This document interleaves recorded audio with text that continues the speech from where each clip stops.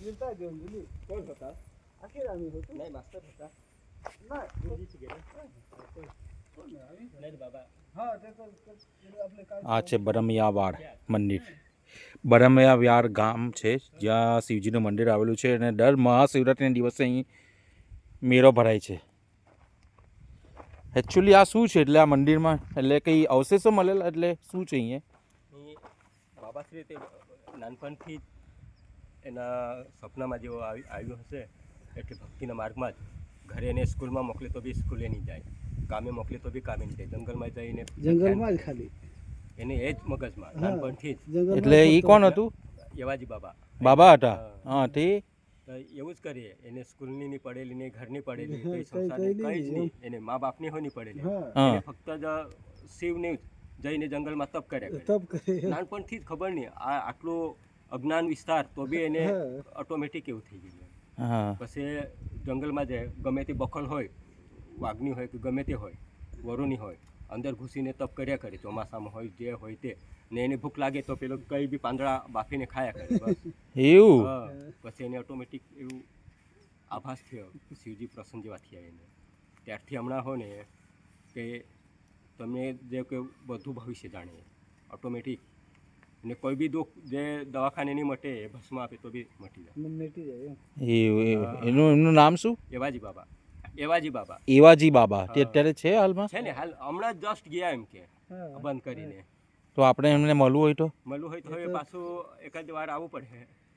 એવું તો અત્યારે હવે ક્યારે આવશે ખબર નહીં, તેની ખબર. મહારાષ્ટ્રમાં ગયા કે દાનો ગેલો કે કા ગેલો એ ખબર નહીં. એવું. પછી ઓકે એટલે આ એમનું એવાજી કા? હા એવાજી બાબા. એવાજી બાબાનું આ મકાન છે ને? એટલે આ બધી જગ્યા એમની જ છે.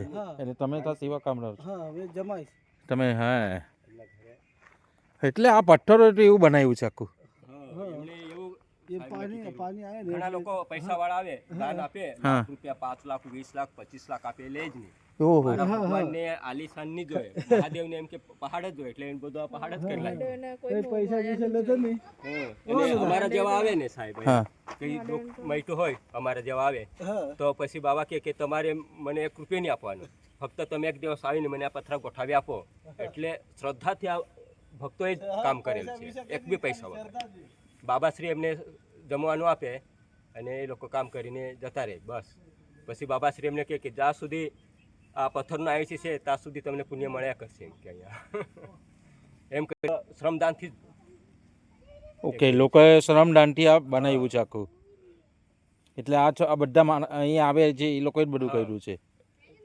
ને શિવરાત્રી વખત ને એક વખત બધા અહીંયા મંડપ અહીંયા પાડે, અહીંયા મંડપ પાડે જાગરણ માટે.